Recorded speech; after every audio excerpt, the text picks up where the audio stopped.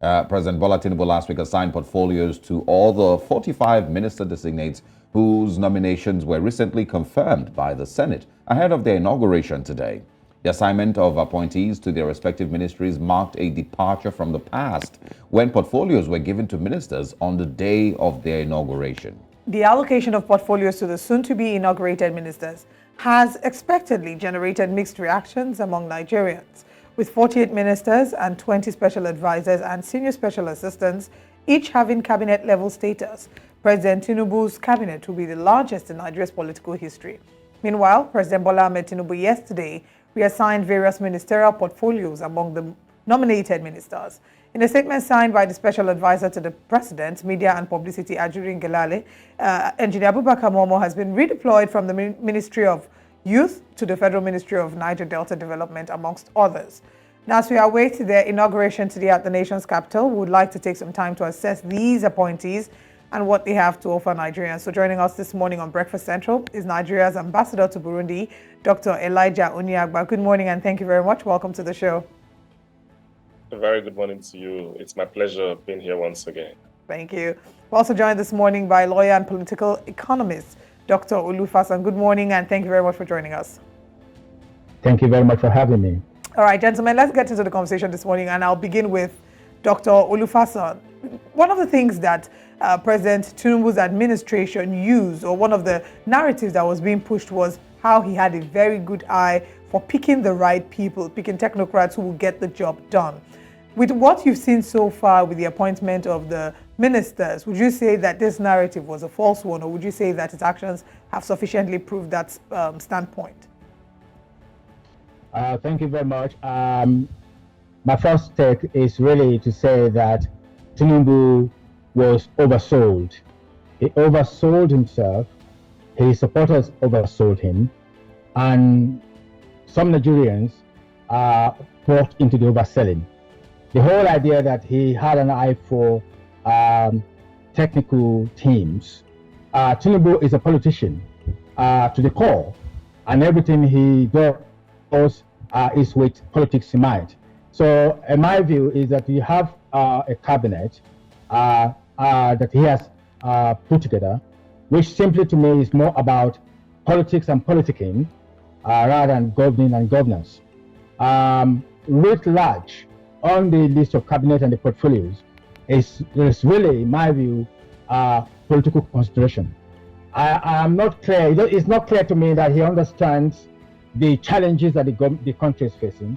And if he does understand the challenges, he's not willing to put together the best team of people who will help him to tackle those challenges. That is my initial impression about the cabinet. I think for me, clearly, when I read the list and I have written about it, there are broadly three categories in that list. The first are those who helped him either to secure his party primary victory and the election, and therefore he wants to compensate them. Another category will be those people who actually lost elections and who he has tried to rehabilitate by giving political positions to consolidate and probably try again. And I think the third category are those belongs to those people who are his cronies, who are his acolytes for many, many years in Lagos and across the country. So maybe one or two technocrats there, and even there, the technocrats are not going to make any difference. That's my initial view. All right. Ambassador Onyagba, can you quickly just react to that? Dr. Fasan doesn't believe in the idea of technocracy, or that President Tinubu is, of course, employing the best hands, square pegs and square holes, and all of that. So what's your reaction?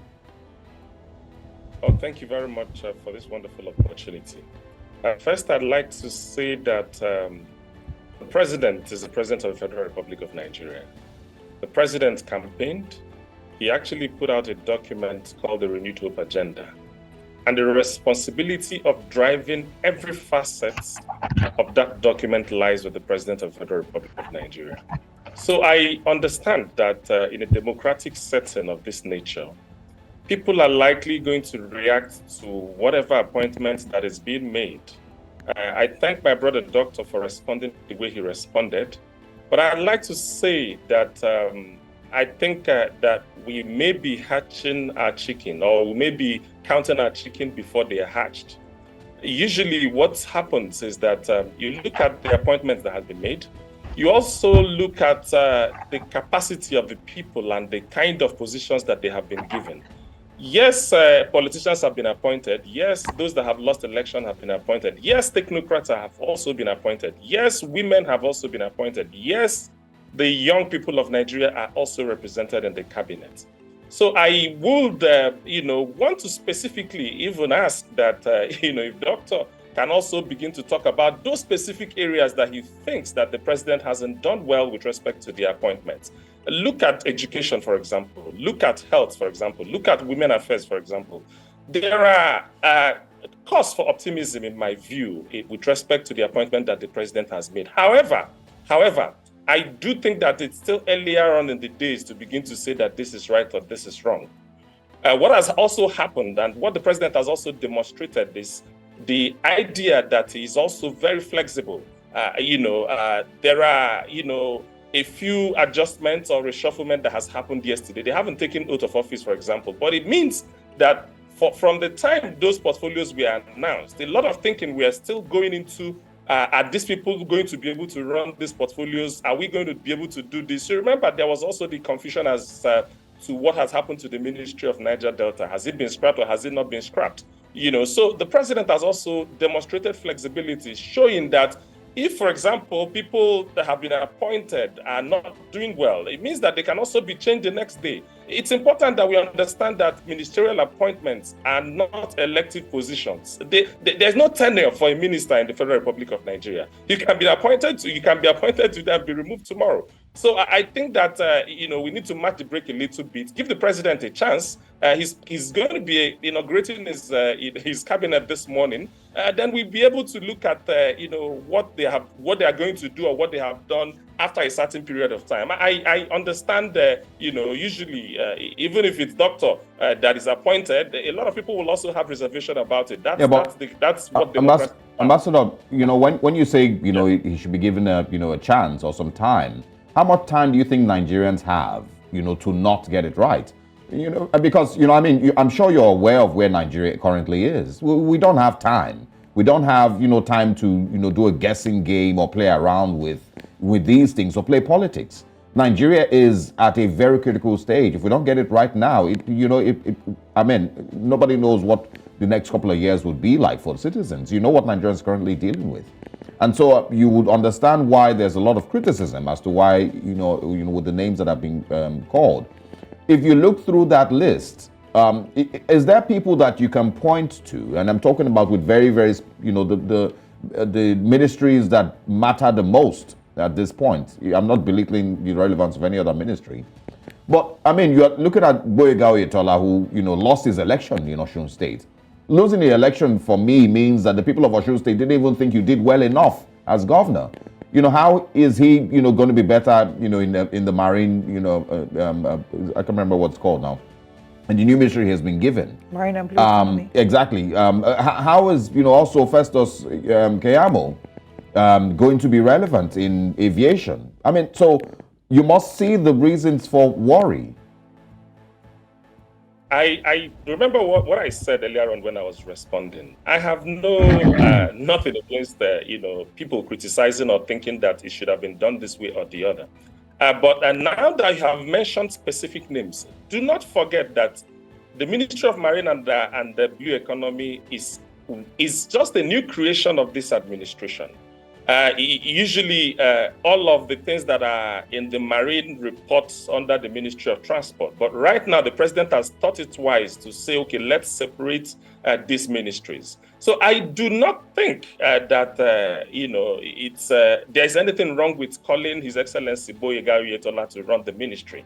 And for the fact that he lost in an election does not mean that, it does not mean that he won't be able to run a ministry perfectly very well.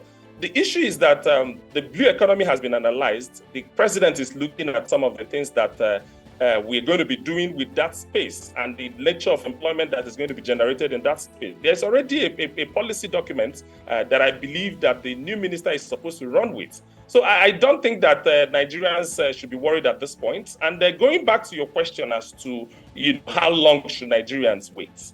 It's important to understand that this administration is about maybe 90 days or thereabouts. And it's important to actually understand that you must have your ministers in place, and those ministers have to be assigned portfolio, and they will obviously have to hit the road running. What has happened is that the people have been appointed. I have no issues whatsoever with Festus Keyamo. He's a lawyer, for example. Some of the ministries we have, you don't necessarily need to be a pilot to be able to run the aviation ministry. Some of the ministries we have will require administrators that have the political will to be able to get things done. Some of the positions, you've just picked these two, and now what do you think about the economy? For example, look at the person that is the coordinating minister of the economy. Do you have a problem with that?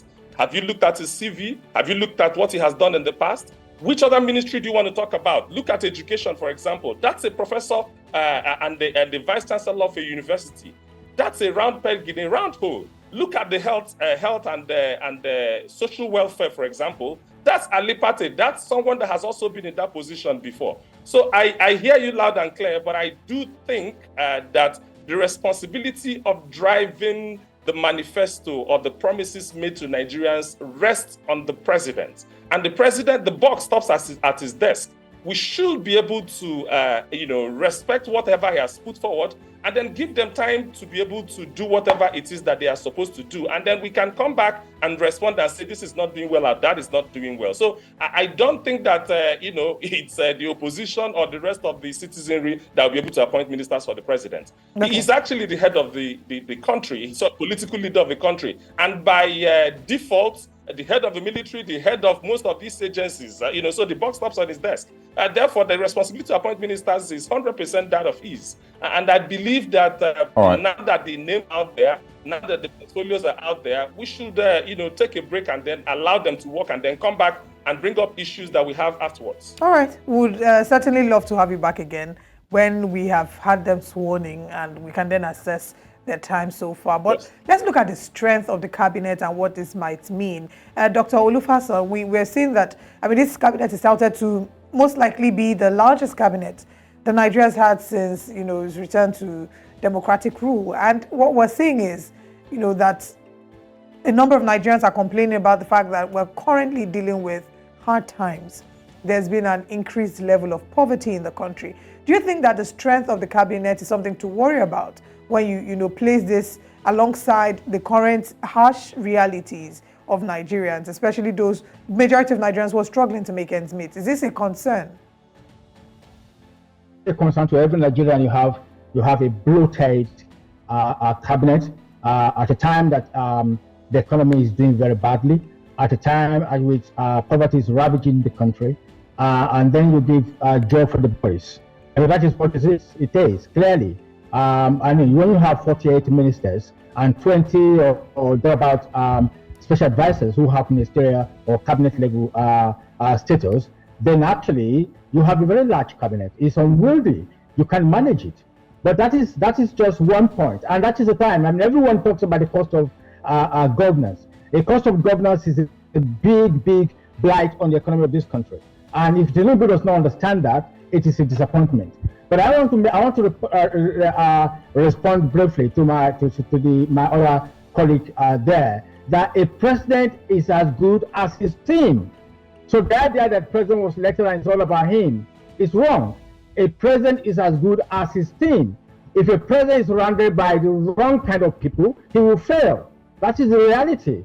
And the point is also that Tinubu told Nigerians that becoming a president is his lifetime ambition, which means you will have thought that he's been thinking about this for a long time. There is one thing about becoming president, and that is what you will do after you become president. It seems to me apparently he was more concerned about becoming president than what he would do if he became president. Now you talk about his manifesto. I wrote about this at the time. I analyzed it. An HDO called Civic Hive analyzed it, and we came to a conclusion independently that the manifesto lacked bold political and policy direction.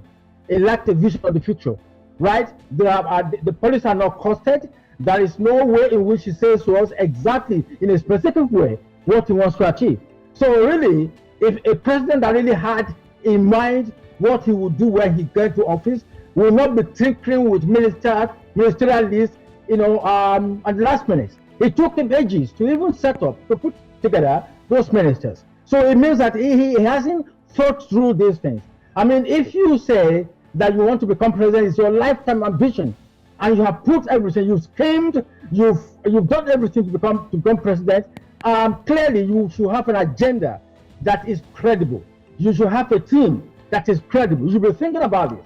Now, you might ask me, and you might go to that because you want to call specifically. If you talk of Keyama, for instance, Keyama is a failed minister. He was a failed minister. I mean, clearly, look at it. Keyama was a junior minister for 2 terms under Buhari. He was a junior minister by Minister of State in the first term of Buhari, Minister of State in the second term. If he performed very well in the first term, Buhari would have upgraded him to substantive ministerial position. So if he was a minister of State for 8 full years, I was a failure. And then Tinubu brought him from nowhere to become a minister of aviation. And the only reason is because of the role he played in Tinubu's election, the propaganda, the abuse of other people. I mean, Keyama has nothing to offer in the aviation ministry, right? He was a failed minister as a junior minister. Everybody knows that. I mean, I want to say that, I mean, in every situation, a prime minister, a president that has a performing minister in his first time will upgrade and promote him in his second time. Buhari didn't promote Keyama. So where is his expertise? Where I mean, apart from the fact that he was good at abusing people and with a lot of sophistry. So I think that's a disappointment. He rewarded, and you also remember appointing Keyama was an afterthought. He never even put him there. It was much later that he brought Keyama in. So it's politics, clearly politics. All right. So I just want to say that I'm supportive about the whole thing. All right, Dr. Elijah Uniagba, your thoughts as to the strength and the number of his cabinet, as well as any other reactions you have to what Dr. Olufasan said.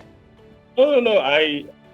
First of all, I think that my Dr. Olufasan is a gentleman, and I believe that for a country like Nigeria, I don't think that we need to criticize for the purpose of criticisms.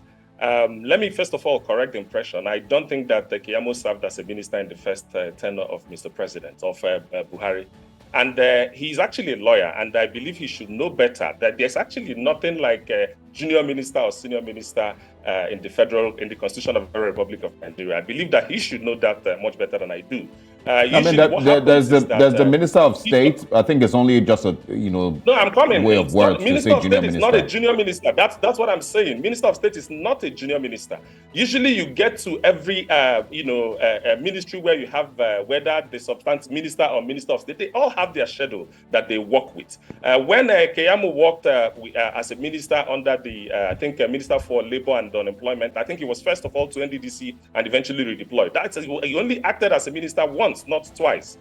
So there's no issue as promoting or not promoting. Once you're given a responsibility, say responsibility under the Constitution of the Republic of Nigeria, you will have your schedule. I work with the Ministry of Foreign Affairs, for example. Under Buhari's administration, we had a Minister of Foreign Affairs and we had a Minister of State for Foreign Affairs, and they all had their different schedule. The Minister of Foreign Affairs himself, Jeffrey Onyama, was dealing with multilateral issues, while that of the state was dealing with bilateral issues. So their jobs are clearly cut out for them. It's not an issue of whether you have done well there and you get promoted to the next class and then you get promoted to the next class. However, let me also say this. We have 45 at the moment, not 48 as you mentioned. They were originally 48 and then 43 are out of it, as everyone also knows. Maybe it can also be increased eventually because at the moment we have a vacancy I think with the Ministry of Youth and so on and so forth. We also have 20 special advisors. At the moment, there are not 20 special advisors. He actually requested for approval for 20 special advisors. And some of these advisors, like Dele Alaki, has found himself as a minister as well.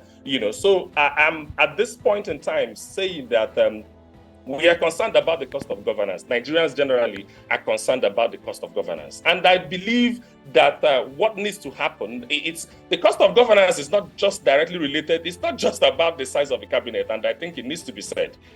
By the time I'm sure they get to work, Ramfac will obviously release what the minister earns in terms of salaries. As at the last time it was talked about, the minister earns about 1.5 million or thereabout, and then a few other allowances and all of that. But I think that the work that needs to be done at this point in time, let's not make any mistake about this. The economy needs to be revived. There are quite a lot of ministries that I believe that alongside with the president, they have to hit the ground running.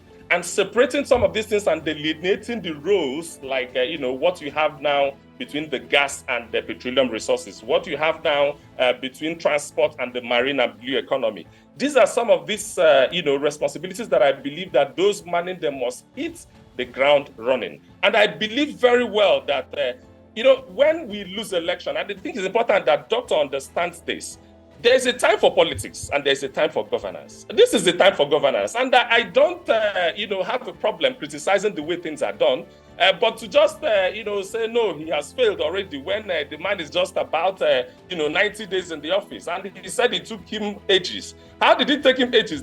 Was the list not submitted within the time that is stipulated by the Constitution of the Federal Republic of Nigeria? The Constitution says 60 days. He submitted his list 60 days. So it's not an issue. For example, he's asking why the likes of Festus Keyamo was appointed. He wasn't there before. But he's actually the one representing Delta State as it is now. Stella Okotete is no longer there. So as far as we are concerned, Festus Keyamo is a representative of Delta states, and the Delta as a state in Nigeria must have a minister according to the Constitution of the Federal Republic of Nigeria. So I hear the criticisms. In democracy, people must have their say. People obviously must be able to look at what is happening, put up their criticisms. But I also will advise that it's also important that we look at it and see how do we also contribute to what is going on. What does Doctor think that the president would have done a little bit better? Who exactly did he think, or who was he thinking that if the president had appointed, he would have been a better, person for whichever portfolio? You don't need to be a pilot to become the Minister of Aviation. You don't necessarily need to become an engineer to become the minister. Well, some of these roles are administrative in nature. Some of these roles actually require people that have the right political will, the passion and the desire to move the nation forward. Take, for example, power. We have talked about power. El-Rufai was supposed to be there. Now the security reports and all of these issues, he has actually been replaced by some other person who has, who is an economist, someone that has worked as a CBN deputy governor with the right CV, has dealt with power sector as someone that worked, from a CBN perspective. Right now, the problem of power in Nigeria is even more political than technical. Right now, it's part of the things that, the country will require people that have that power, that zeal, that passion to be able to move the country forward. So criticism is understood. We accept that, but we must separate the fact that, we are no longer in a political situation where we are saying, no, vote for me because of A, B, C, D. Right now, it's governance. Everybody must come together, including the senior advocate of Nigeria, the lawyer friend, the learned man on the other side. I need to hear him say, the president should do this. The president should do that. Let me just quickly, before we bring back... at this point in time, that not to say, no, everything is it's not right. No, this is not right. That's not the right way to go. Yeah. Just before I have Dr. Fasan join us. Dr. Agba, kindly hold on. I just want to, get you're going to wrap up. But before Dr. Fasan comes up, your point, that right now a lot of these departments need politicians. A lot of politics needs to be played. It's not necessarily about technocrats or experts in their field. Technocracy is not so important at this point. It needs more politics. In the times when people would argue that Nigeria had its highest level of growth, in the Obasanjo area, Yaradua, maybe not so much in Goodluck Jonathan, but you could even add that. In those times, was it politics that was played? Was it politicians that played the roles heading those ministries? Or was it people who actually knew about those fields that handled those ministries? When did politics become, or the ability to play politics become, important, enough to handle a ministry of the Federal Republic of Nigeria?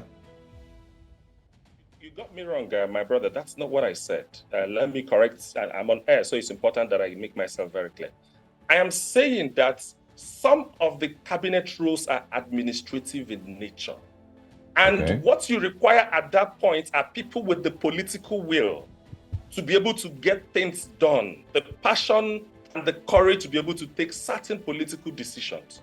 There must be there are some roles that you have to require the technocrats. And I've given you an example right now. I've talked about the coordinating minister of economy and the minister of finance. Are you going to be able to begin to talk about the fact that the person there does not have the capacity? I talked about the minister of education, who is a professor and the vice chancellor of a university at this point in time. I talked about the minister of health and social welfare, who is actually a professor and has actually been a practitioner in that industry before now.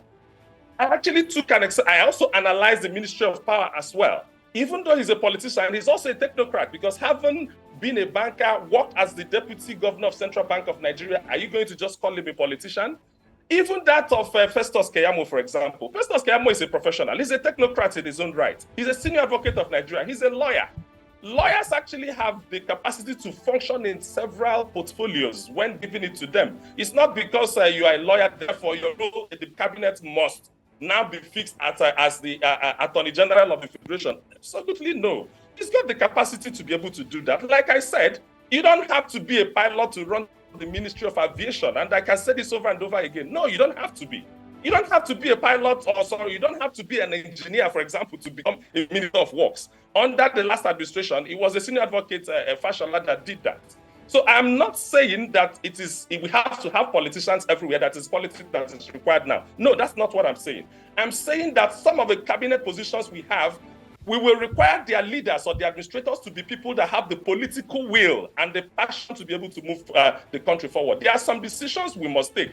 Anybody in power obviously knows we must take very stern decisions with respect to how we generate, how we transmit, and how we distribute. We must take decisions against those that are stealing our power, people that think that power is social service and therefore it should be for free. These are the issues that someone needs to sit down and step down their toes and say, no, I don't have to be an engineer to do that. No, not at all. So that's the point I'm trying to make. So don't misquote me at all. I'm not saying that it's time for politicians. I'm basically saying that some of the roles in the cabinet require people with political will to be able to get things done. That's the point I'm trying to make. All right. Let's bring in Dr. Fasan to the conversation. You've heard Mr. Elijah Onyagba and some of the names he's mentioned and some of the cabinets or the portfolios he's applauded. I believe that Wale Edun is one of them as well. I'd like you to react to this. Are there names that you look at and you're at least excited or encouraged to think these are fitting? Maybe some of these, maybe not all, but at least some of these names are round pegs and round holes. Thank you very much. And I think the point to make clearly is that technocrats are important. And let me start with that. The World Bank made that point, particularly for developing countries. And why this is so is that developing countries have a very weak civil service. When you have a very strong civil service like in the UK, so you might need a minister who actually provide political leadership. But in developing countries where the civil service is not a policy civil service, it is not a strong civil service, you need a strong minister who has an informed and enlightened knowledge of the issues in that ministry and how to tackle them. So that's why you need technocrats, right? So you can't just simply have politicians in there and also have a civil service that is not up to scratch. So that is number one. Number two, some of the people that you have had in cabinet, I'm not rubbishing all of them. I mean, clearly, Wale Edu is good, but I have an issue with him. The reason I have an issue with Wale Edu is that Wale Edu is Tinubu's boy, right? It is not acceptable for a president of a country to have a minister that has such a close relationship with him, right? The Ministry of Finance and the presidency and the president, they should be a professional relationship that they have. But Wale Edu is Tinubu's wife right from the time he was commissioner, and he has been I don't want to use the word crony. He has his own acolyte all the time. So I don't think Wale Edu will have the confidence, will have the professionalism to provide the advice that Nigeria needs on finance with respect to Tinubu. Let me give you two examples. One example is that, Tinubu said he announced the oil subsidy removal. And he said that ahead of his inauguration, he had meetings with Wale and the rest of them. They never discussed oil subsidy removal. And he went on the podium and he said, I was possessed by courage. Now, if he could not discuss an issue as important as withdrawing subsidy, what kind of confidence, influence will Wale have in this cabinet? And the second point is that when you talk of Wale and talk of Nigerian challenges, the challenges we face in the economy, one of them is inflation. And we know that one of the causes of inflation is regarding lax fiscal policy. And anybody who has followed Tinubu for nearly 10 years in terms of intervention in the economy, he has always been in favor of printing money, in favor of spending and all of that. Will Wale Edu be able to rein that president in? Say, Mr. President, oh look, no, we need to tackle inflation, and fiscal discipline is the way to go. I don't think he can. They are too close. They are too close that politically, that I don't think Wale Edu has the independence of mind when it comes to Tinubu to be able to say to him, Mr. President, I disagree with you on that matter. I know it's not the kind of Okonjo Iweala that we had, right? So that is not the point. So he may be competent, he may be technical, but he has to operate under a political framework whereby he has a very close benefactor who is Tinubu, and I don't think Wale Edu will be for that reason. I'm not questioning his competence. I'm questioning the fact that he's too close to the president, and the president and the finance minister of any country should not have that kind of relationship. It's a professional relationship. Dr. excuse me, Dr. Fasan and Mr. Elijah Onyagba, thank you so much for your time with us this morning. We are counting down the minutes or the hours to the official inauguration of ministers, and we do hope that after a while, when they've been sworn in, we can have you both join us back again so we can x-ray their time and how far and how efficient they have been. But for now, we say thank you so much for your time and your thoughts with us here on Breakfast Central. Can you allow me to just say this, please? Okay. My brother said I should make it positive. Let's be positive. One thing I will say to Tinubu right now is that there are two books. One is Reformable or Reformable by Dr. Okonjo Iweala. The other one has not been published, and that is Reclaiming the African Jewel by Dr. Aganga. Those two books are policy laden, policy strong. He should get all the ministers to read these books. Read this book, and within 30 minutes, 30 days, or even 2 months, right?